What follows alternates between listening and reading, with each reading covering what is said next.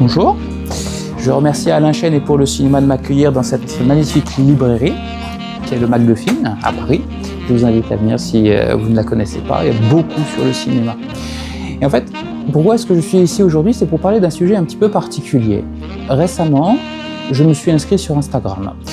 Et en fait, je m'y suis inscrit sous le nom de Socrate Cinéphile, Socrate Ciné pour être précis. Et je m'y suis inscrit pour faire des petits réels d'1 minute, 1 minute 30 pour discuter de films. En fait, l'idée c'est je donne une anecdote sur un film alors que je l'ai vu et ensuite je fais une micro-critique extrêmement rapide, 30 secondes. Et en fait, récemment, ça m'a marqué, le film qui a le mieux marché sur cette chaîne pour l'instant, la petite critique que j'ai faite, c'est sur Stalker de Tarkovsky. Alors Stalker, c'est donc Tarkovsky, c'est le grand cinéaste russe qui parle beaucoup de spiritualité, du rapport, de la spiritualité dans la modernité. C'est un cinéaste qui est mort en exil. C'est un cinéaste qui n'a pas fait tous les films qu'il aurait dû faire. Bon, c'est le grand cinéma russe de l'après-Deuxième Guerre mondiale. C'est la renaissance du cinéma russe. Et en fait, c'est cette critique-ci, parmi tous les films que j'ai faits, j'en fais des films américains, des films russes, des films français, Nouvelle Vague ou pas, c'est cette critique-là qui a eu le plus de vues. Et ça m'a fait me poser la question, est-ce que ça n'a pas un rapport avec la situation actuelle avec la Russie et la culture russe? En même temps que le cinéma, je lis. J'ai lu beaucoup de littérature, j'ai lu du Céline, j'ai lu du Proust, mais j'ai aussi lu de la littérature russe, comme Tolstoï, comme Dostoïevski, et j'aime beaucoup ça. Comme vous le savez, depuis 2022, la Russie fait la guerre à l'Ukraine. Et une des raisons, un des moteurs de cette guerre, c'est au nom d'une certaine idée de la culture russe, de cette culture qui m'est chère, en réalité, ou qui est chère à plusieurs personnes, et qui a marqué le monde. On fait la guerre et on massacre un peuple pour l'empêcher d'être libre, tout simplement pour l'empêcher d'exister. Et donc ça m'a donné à penser, je crois qu'une des raisons pour laquelle cette vidéo sur Instagram a eu tant de succès, c'est que quelque part, il y a des gens qui aiment encore la culture russe, aujourd'hui, malgré ce qui se passe dans le monde, mais qui n'arrivent pas à l'exprimer. Et qui, voyant cette vidéo que j'ai faite, et c'était vraiment pas du tout à dessein, ont trouvé l'opportunité de déclarer leur amour à cette culture. Et donc je me suis demandé, est-ce qu'il y a quelque chose de moral là-dedans, dans le fond? Moi je l'ai fait assez innocemment, de prendre Stalker, en tant que cinéphile, ne pas aimer Tarkovsky, c'est un peu compliqué.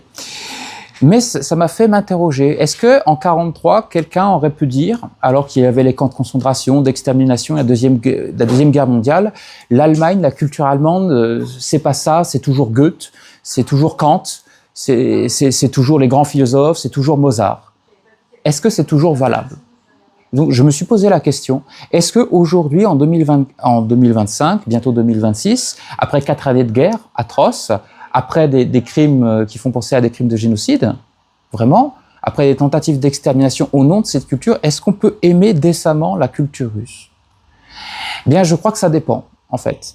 Moi, je vous en parle librement aujourd'hui, car on est dans une situation extrêmement compliquée. Sergei Loschnitsa, quand il a été à Cannes, je crois en 2023, a expliqué que Sergei Loschnitsa, c'est un cinéaste ukrainien, a expliqué qu'il ne pouvait pas renoncer, dans une de ses vidéos, non plus à la culture russe. Mais c'est pas aussi simple que ça, moi, je crois. Il y a un temps pour tout. Peut-être que dans plusieurs décennies, on pourra à nouveau apprécier et aimer cette culture, comme on l'a fait à une certaine époque, mais qu'on ne pourra pas ne pas prendre en compte ce qu'il se passe aujourd'hui. Un peu comme on ne peut pas non plus totalement aimer la culture allemande, comme on a, après Auschwitz, après la Deuxième Guerre mondiale.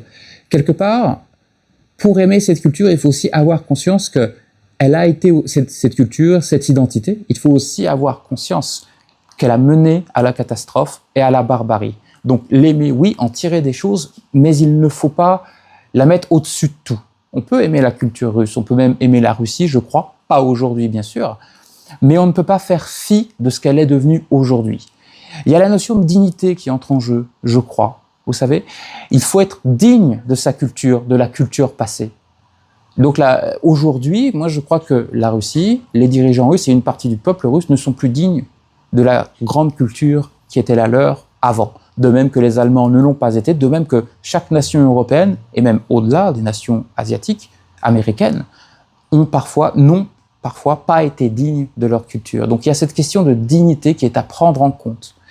Ce n'est pas parce que on trouve quelque chose de grand dans le passé qu'aujourd'hui on en est digne. Ce n'est pas parce que mon grand-père a été résistant que je suis un résistant. Vous voyez ? C'est pas quelque chose qui se transmet, c'est un travail de tous les jours. Et juste penser que parce que l'on est né d'une certaine manière, que l'on appartient à une certaine culture, on est à la hauteur de cette culture, ou on nous doit des choses au nom de cette culture, c'est une erreur, en réalité. Et je tiens à dire ceci, par rapport aux films russes actuels. Alors il y a une question qui se pose. On en a encore aujourd'hui sous nos latitudes de la part d'auteurs qui ont émigré. Je pense à Zviagintsev, par exemple, qui est un grand auteur russe qui a toujours parlé d'une manière extrêmement radicale de son propre pays. Je pense notamment à Faute d'amour, en 2017, que moi-même j'avais jugé un peu trop noir. Faute d'amour, c'est l'histoire d'un couple qui veut divorcer et qui regrette d'avoir eu un enfant et qui donc veulent s'en débarrasser. Un jour, cet enfant disparaît et ça les ennuie parce que ça contrarie leur projet sur l'avenir. Alors, quand on voit ce film, on se dit, quand même, il y va un peu fort, Zviagintsev, pour décrire la société russe. Mais en fait, il a décrit la société russe telle qu'elle est aujourd'hui, telle qu'on la voit, mais on n'a pas su le voir à l'époque. Et puis, vous avez des grands auteurs aussi qui font des films très intéressants, qui parlent aussi de ce grand chaos qu'est la culture russe, comme par exemple Serebrennikov. Ce sont des très beaux films, esthétiquement aboutis, mais quand on prend Limonov, par exemple, son dernier film, alors Limonov, c'est un intellectuel qui est un maître à penser de Poutine, en gros. Donc, vous voyez, c'est quand même quelqu'un de pas très sympathique. Il a fait un film sur Limonov. Il y a un parti pris formidable qui consiste, l'un des principes de Serebrennikov, c'est de représenter la réalité comme une forme d'hallucination, de vaste bordel, en fait, en carton-pâte. Il y a quelque chose qui est toujours faux. On suit Limonov dans les années 70 quand il émigre à New York. Et en fait, il y a cette idée, au travers du film, que tout n'est qu'artifice. Et après, il retourne en Russie, où il devient le Limonov, l'intellectuel. Et là, il y a un problème. Le film, quand vous le regardez, il est parfait. Esthétiquement, il est génial. On comprend le propos. Mais il utilise son style, qui est ce rapport à la réalité et à l'artifice, pour, juger l'Occident en disant...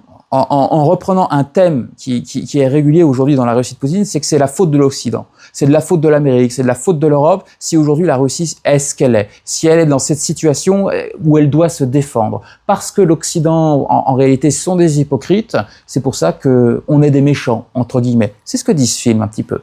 Et ça, c'est anormal. Au-delà du fait, c'est pas le fait de représenter Limonov, de prendre Limonov pour sujet qui pose problème. C'est pas le fait de faire un bon film sur lui qui pose problème. C'est le fait d'utiliser son talent et l'esthétique de son film pour faire passer un message qui, mine de rien, va dans la direction de la Russie poutinienne tout en étant apparemment contre, parce que Serebrennikov a été persécuté par Poutine, hein. Mais en réalité, le fond du film consiste à dire que c'est un peu de la faute aussi à l'Occident de cette hypocrisie si Limonov est Limonov, sous-entendu si la Russie est si radicale. C'est une manière de s'extraire, de se déresponsabiliser. Et ça, c'est assez typique. Il y a un très grand historien, Timothy Snyder, qui est très spécialiste de l'Ukraine, de l'Europe de l'Est, qui explique que une des caractéristiques des régimes totalitaires, c'est le rapport à l'innocence. C'est-à-dire que l'une des caractéristiques des régimes totalitaires, c'est de se considérer comme des innocents et se faisant comme des victimes. C'est dur à croire, mais le régime nazi se considérait comme un régime innocent et comme la victime du grand complot mondial judéo-bolchevique. Le régime de Poutine se considère comme une victime de l'Amérique, de l'OTAN, de la mondialisation, de ce que vous voulez. Quand on se considère comme une victime et comme pure, comme on considère que sa culture est pure, plus haute que celle des autres, par nature, on a une forme de complexe de supériorité, et ce faisant, on se place au-dessus. Et ainsi, on s'octroie le droit de faire des choses en toute innocence, des choses qui sont atroces. On peut génocider les Juifs, par exemple, et on peut attaquer l'Ukraine, et ainsi de suite. Et donc, il ne faut pas renoncer à voir les films russes, il ne faut pas renoncer à apprécier les films russes, ni même la culture. Mais il faut toujours avoir en tête qu'il n'y a pas de culture supérieure. Et il faut toujours avoir en tête que, aussi subtile et délicate que puisse être une culture, elle peut toujours se retourner contre son tenant, contre celui dont elle émane, contre la nation, contre le peuple. C'est même, j'ai envie de vous dire que lorsqu'une culture est grande, lorsqu'une culture a des choses à dire, fondamentalement, elle peut faire le pire. Elle peut faire le bien, mais elle peut faire le pire. La Révolution française, c'était la fin de la monarchie, ça a aussi été la terreur. Vous voyez ? Ça a été la création de la nation française, ça a été aussi la Vendée, ce que certains considèrent comme un génocide vendéen aujourd'hui. Il n'y a pas de culture qui soit le bien ou le mal. C'est pour ça que c'est important de tout voir, mais de tout voir avec un esprit critique. On peut même voir les films de Leni Riefenstahl, la cinéaste d'Hitler, s'il le faut, mais en ayant conscience que c'est le témoin et d'une culture et d'un temps. En fait, le défi que l'on a aujourd'hui avec ce cinéma russe, aujourd'hui c'est le cinéma russe, demain ce sera un autre cinéma, ce sera une autre culture, c'est de pouvoir apprécier quelque chose, mais de garder son esprit critique. C'est de ne pas tomber dans le fanatisme et dans l'exégète facile. C'est de garder les pieds sur terre, de rester humain. Toujours dans l'histoire, on peut trouver des traces de réalisateurs ou de réalisatrices qui, tout en ayant l'air, à l'inverse de Serebrennikov, non pas d'être un dissident, mais pour le pouvoir, qui ont réussi à distiller ça et là des messages contre le pouvoir. Le plus grand exemple, c'est bien sûr Sergei Eisenstein, qui était donc c'est le grand cinéaste théoricien, communiste convaincu au début, alors que entre l'Allemagne et l'URSS, ça commençait à devenir chaud. Il a réalisé un film sur Ivan le Terrible. Il devait le faire en 3 parties, il n'en a fait que 2 parties. Parce qu'il a fait un premier film précédemment qui était Alexandre Nevsky, qui était très pro-nationaliste, bien entendu, qui montrait, regardez, quand les Allemands sont venus, on les a tous trucidés il y a plusieurs siècles. Bon. Puis après, il a fait Ivan le Terrible, qui était une figure importante pour Staline. Ivan le Terrible, qui est Ivan IV, dit le Terrible. D'ailleurs, au passage, c'était Ivan Grozny, c'était parce qu'il était né un jour de tonnerre, pas parce qu'il était terrible au début, même si bon, c'était quand même un sacré...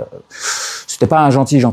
En fait, il met en scène Ivan IV en s'inspirant du pouvoir de Staline et il le critique. Et c'est pour ça que Staline lui a interdit par la suite de tourner la 3e et dernière partie, la partie où justement Ivan va jusqu'à tuer son fils et à autodétruire son propre pays à cause de sa mégalomanie et à cause de son accroissement de pouvoir. Et donc, même dans des situations qui semblent inextricables, on peut trouver quelques éclats qui donnent espoir. Peut-être que d'ici quelques années, on trouvera des films underground russes qui auront sauvé l'honneur. Peut-être, je ne sais pas, mais en tout cas j'espère.